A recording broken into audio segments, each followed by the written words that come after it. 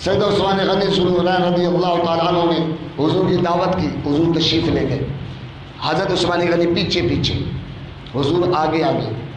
حضرت عثمان غنی حضور کے قدمین گنتی کر رہے ہیں، حضور قدم اٹھائے وہ گنتی کرتے، حضور قدم اٹھائے وہ گنتی کرتے۔ کھانا کھایا صحابہ نے، واپسی چلنے لگے۔ حضرت عثمان نے دیکھا کہ حضور اتنے قدم چل کے میرے گھر آئے، انہوں نے اتنے ہی غلام آزاد کر دیے۔ اتنی خوشی میں حضرت عثمان غنی نے کہ حضور میرے گھر آئیں گے۔ اب ہر شخص کا دل کرتا ہے کہ حضور میرے گھر آئے۔ حضرت علی اور مرتضیٰ شیر خدا کرم اللہ تعالیٰ نے جب دیکھا نا، دل میں محبت پیدا ہوئی کہ میں بھی کیوں نہ حضور کی دعوت کروں، لیکن پھر دل میں خیال ہے میں تو غریب ہوں، میرے پاس اتنے پیسے نہیں ہیں۔ عثمان غنی تو بہت بڑا تاجر ہے، مالدار ہے، اور اس نے تو ہر قدم پہ غلام آزاد کر دیا۔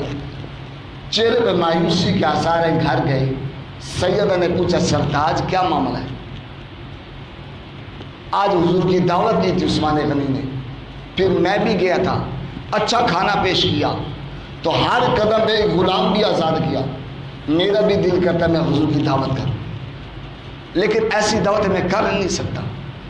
سیدہ کی توکل دیکھیں رب پہ، آپ فرماتے ہیں جاؤ علی جاؤ اور جا کے حضور کو دعوت پیش کرو۔ ہم بھی حضور کی ایسی دعوت کریں گے۔ اب گھر میں کچھ بھی نہیں ہے، دعوت کریں گے۔ حضرت علی مرتضیٰ سنا، دوڑتے حضرت حضور کی بارگاہ میں، یا رسول اللہ صلی میرے گھر بھی دعوت ہے، ٹائم دے دیں۔ صحابہ بیٹھے، حضور نے ٹائم دے دیا۔ ٹائم جب دن آیا، حدیث پاک میں سیرت میں آتا ہے سیدہ کے گھر میں پکانے کے لیے کچھ نہیں تھا، اور آج حضور اور صحابہ نے کھانے کے لیے آنا ہے۔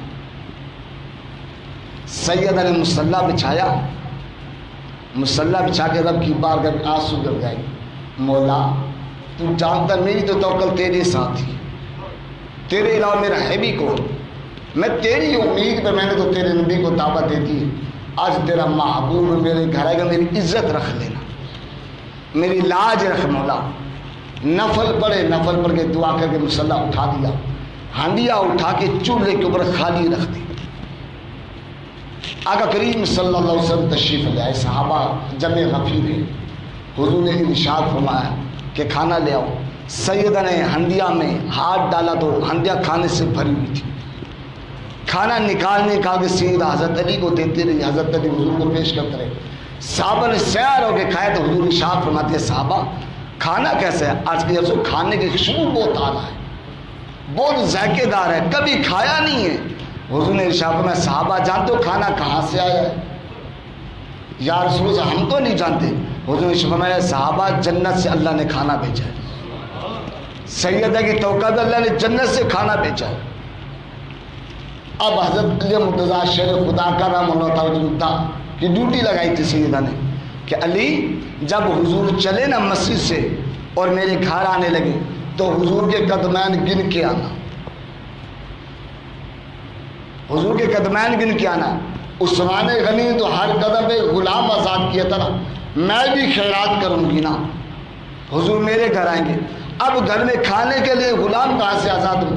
کھانا اللہ نے جنت سے بھیج دیا۔ اب حضور کھانا تناول فرما رہے ہیں، سیدہ نے پھر مصلی بچھایا اور پھر رب کی بارگاہ میں گر گئی، مولا میری لاج رکھ۔ عثمان غنی کے پاس تھا غلام آزاد کر دیے، آج سیدہ تجھ سے سوال کرتی ہے میرا نبی جتنے قدم میرے گھر چل کے آیا ہے ہر قدم میں میرے نبی کی امت کی بخشش فرما دے۔ سیدہ نے سوال بھی کیا تو کیا کیا کہ میرے محبوب نبی کی امت جو گناہ گار ہے، جن پہ جہنم واجب ہو چکی ہے، میرا نبی جتنے قدم چل کے آیا ہے ہر قدم پہ میرے نبی کی غلام کی بخشش فرما دے۔